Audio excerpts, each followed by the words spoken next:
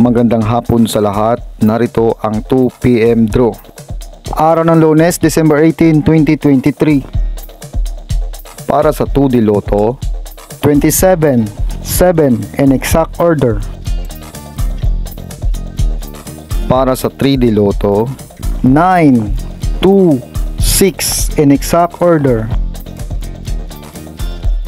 Congratulations sa mga nanalo.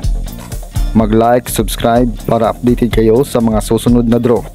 Maraming salamat at magandang hapon.